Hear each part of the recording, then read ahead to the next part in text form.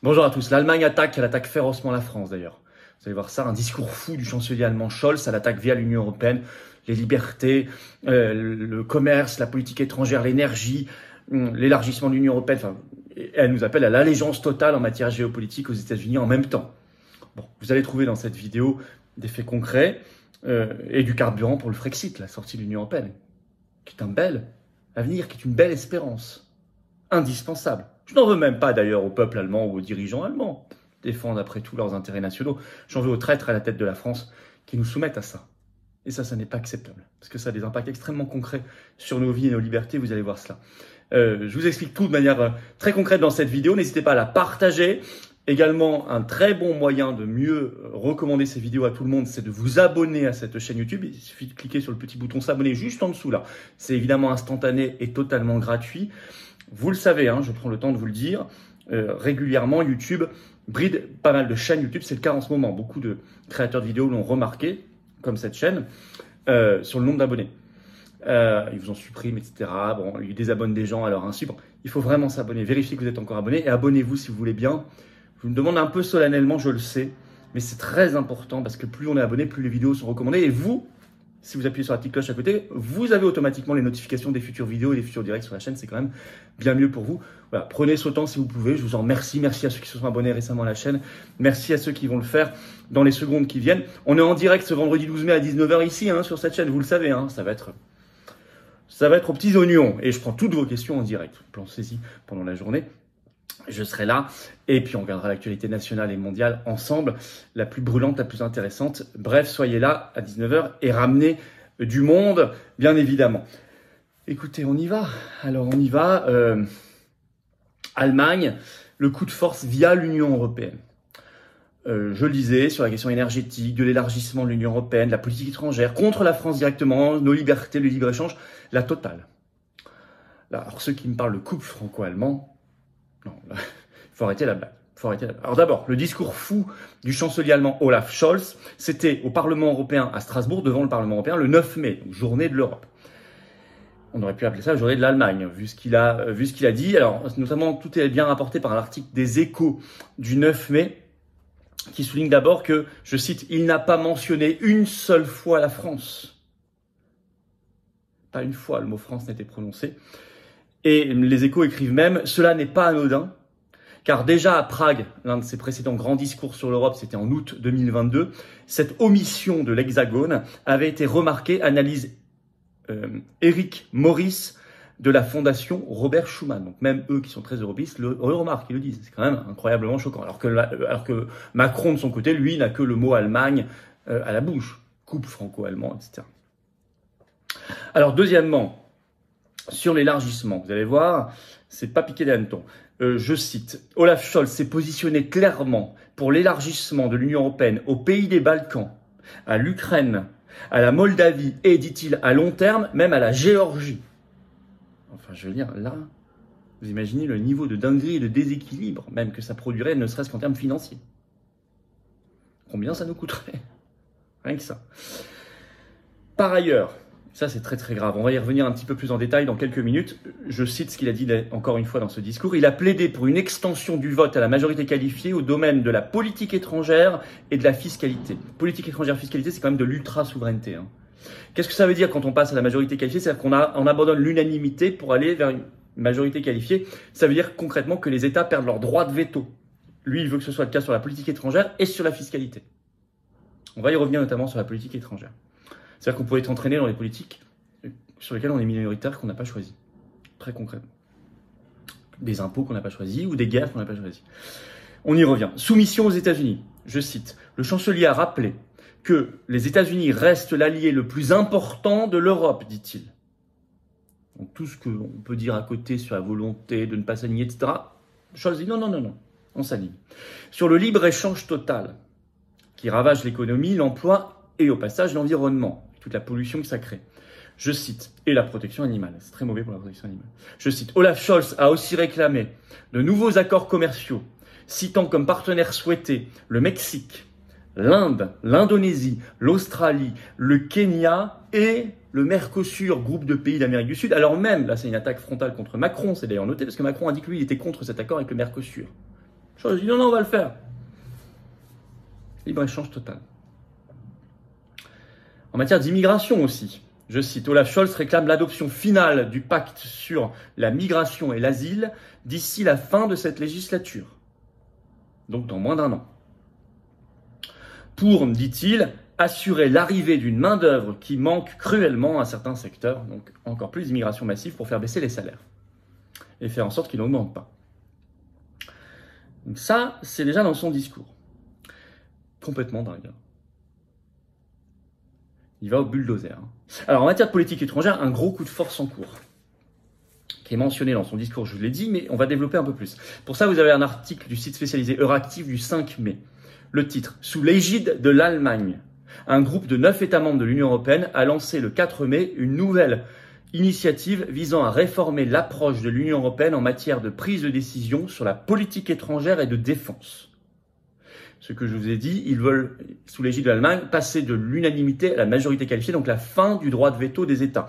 Alors les 9 pays, c'est l'Allemagne qui a mené ça, qui décidé ça. Il y a la Belgique qui s'est ralliée, l'Espagne, la Finlande, la France de Macron, l'Italie, Luxembourg, Pays-Bas, Slovénie. La France, c'est quand même incroyable, parce que la France, grâce à son titre de membre permanent du Conseil de sécurité de l'ONU, on a un droit de veto permanent à l'ONU, mais on accepterait de perdre notre droit de veto permanent dans l'Union européenne sur la politique étrangère et de défense. Vous imaginez la dinguerie. Alors pour cela, ils l'ont justifié par une déclaration commune et par des modalités concrètes. Je vais vous lire cet extrait, un extrait. Ça, c'est ce qu'ils écrivent dans un communiqué. Je cite, La politique étrangère de l'Union européenne a besoin de processus et de procédures adaptées afin de renforcer l'Union européenne en tant qu'acteur de la politique étrangère. L'amélioration de la prise de décision est également essentielle pour que l'Union européenne se tienne prête pour l'avenir, ont-ils déclaré dans une déclaration commune, je vous cite, Euractiv. Au lieu de l'unanimité, le groupe préconise le recours au vote à la majorité qualifiée sur les questions clés de politique étrangère et de défense. Cette modalité de vote nécessiterait l'accord de 15 des 27 États membres, à condition qu'ils représentent plus de 65% des 450 millions de citoyens de l'Union européenne. Donc, vous pouvez être mis en minorité. Alors, en matière énergétique, là, l'Allemagne a un nouveau projet. Elle veut faire payer par l'Union européenne des subventions à l'industrie allemande qui consomme le plus d'énergie. Et en fait, ça concerne, elle dit c'est pour toute l'industrie européenne, mais ça concerne essentiellement l'industrie allemande. Sauf que tout le monde paye, y compris la France. Expliqué par un article d'Euractiv du 5 mai, le titre Allemagne, Robert Habeck, qui est le ministre allemand de l'économie et du climat, propose une tarification de l'électricité applicable à l'ensemble de l'industrie et soutenue par l'Union européenne. Alors la mesure en elle-même, je vais vous la citer dans cet article. Là, c'est assez gonflé. Je cite. Cette tarification spéciale sera réservée aux industries à forte consommation d'énergie et aux nouvelles industries transformatrices qui devraient englober les secteurs produisant des technologies propres telles que les batteries et les électrolyseurs. Le mécanisme sera lié au prix au comptant de l'électricité. Si les prix de gros dépassent 6 centimes le kilowattheure, les entreprises recevront la différence entre ces 6 centimes et le prix de vente réel pour 80% de leur consommation d'électricité. Mais tout ça, il faut le faire à l'échelle de l'Union européenne, dit-il, pour que ça passe. Sinon, ça pourrait être considéré comme de la concurrence déloyale.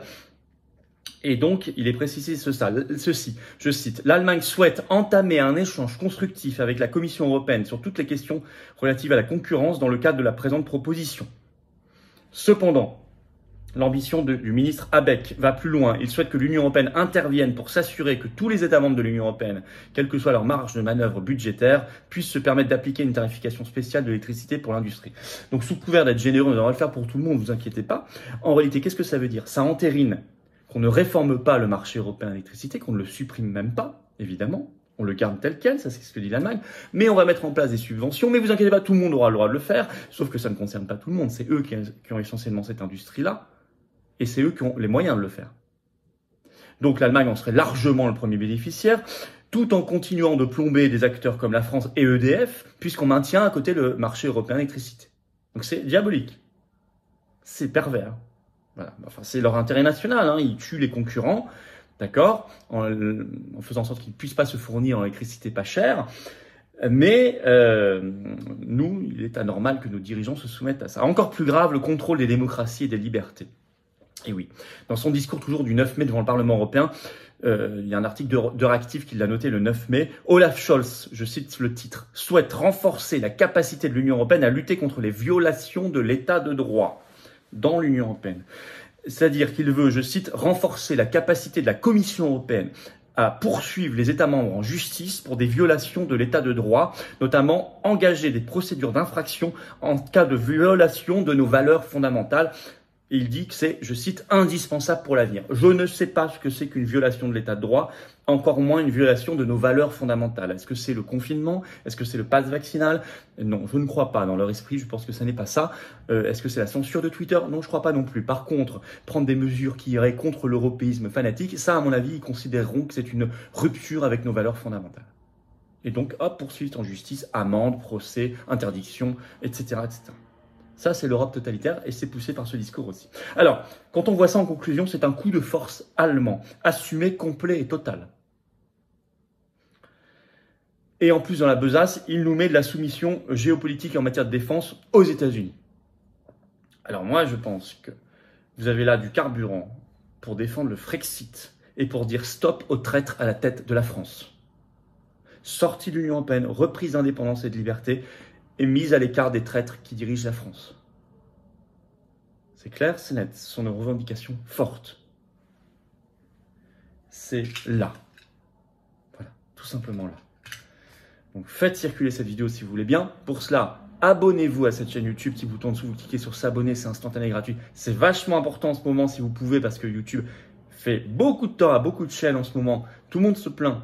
En tout cas, certaines chaînes qui peuvent gêner un peu. Et donc, il faut s'abonner si vous pouvez. Vérifiez que vous êtes bien abonné et que vous n'avez pas été désabonné à votre insu par ailleurs. Merci beaucoup à ceux qui le feront. On se retrouve à 19 h ce vendredi 12 mai pour notre direct question-réponse, toute l'actualité nationale et mondiale. Soyez présents, ramenez du monde, ça va être génial. Et moi, je vous attends. Là aussi, je lance un appel solennel. Il faut venir, les amis. Il faut venir aux Patriotes. Le combat que je décris ici, on se bat. Hier, j'étais dans le Jura, c'est formidable. Bravo aux référents et à ces équipes qui ont fait quelque chose, une soirée patriote magnifique, c'était plein à craquer. On se bat tous. On fait des actions coup de poing. Cette semaine encore devant la Commission européenne à Paris. Pfizer, BlackRock, ministère du Travail, des manifs. On fait tous les campagnes d'affichage, de tractage. On fait le maximum dans le plus grand mouvement souverainiste et défense des libertés, de la souveraineté de France, les patriotes. Et de loin, il faut être là. On est clairement anti-oligarchique, dans la résistance humaine, patriotique. C'est beau. Pour nous et les générations qui viennent, qu'on soit en métropole, outre-mer ou à l'étranger, on est présent partout, vous pouvez nous rejoindre, ou reprendre votre adhésion annuelle, ce n'est plus à jour, mais il faut le faire. Vous savez, quand on a toutes les forces de l'oligarchie en face, on peut y arriver si on est unis, nombreux et engagés. Chacun avec sa force, sa conviction, ce qu'il peut apporter, ce qu'il veut apporter. Et vous serez mis en relation, comme adhérent, vrai adhérent, avec des gens qui pensent comme vous près de chez vous. C'est ça aussi l'intérêt d'être adhérent, vrai adhérent. Alors je vous attends. Cette carte orange d'espérance vous attend pour nous et nos enfants. Le lien pour adhérer ou réadhérer, c'est simple. C'est le premier lien sous la vidéo en description. C'est un lien également en commentaire épinglé, une petite fiche maintenant sur l'écran. Et dans quelques secondes, en cliquant sur l'écran, vous choisissez. Vous pouvez également faire un don de soutien aux Patriotes. C'est le deuxième lien sous la vidéo en description. C'est extrêmement important si vous pouvez pour financer nos actions parce qu'on n'a pas reçu 1 euro de subvention publique jusqu'ici. On n'a évidemment pas d'aide des banques. Or, on fait, ça coûte cher. Je rappelle qu'une manif comme le 1er mai, c'est au bas mot 10 000 euros. Oui, mais on fait. Il faut le faire. Il faut mobiliser, il faut créer des réseaux d'amitié et de résistance. C'est pas que du virtuel, la politique. Certainement pas que les réseaux sociaux ou les médias. C'est surtout le contact humain. Et moi, j'y tiens beaucoup. Et on continuera. Et les coups de force aussi, ça coûte cher. Mais on fait. Bravo. Les dons supérieurs à 500 euros de votre part, c'est expliqué sur le site des Patriotes. On a ajouté un avantage personnalisé pour vous, en plus de la défiscalisation aux 2 tiers qui s'applique quoi qu'il arrive pour tout adhérent, réadhérent et donateur. 2 tiers. Énorme bravo aux donateurs, réadhérents. Bienvenue aux nouveaux adhérents Patriotes résistants et vive la France.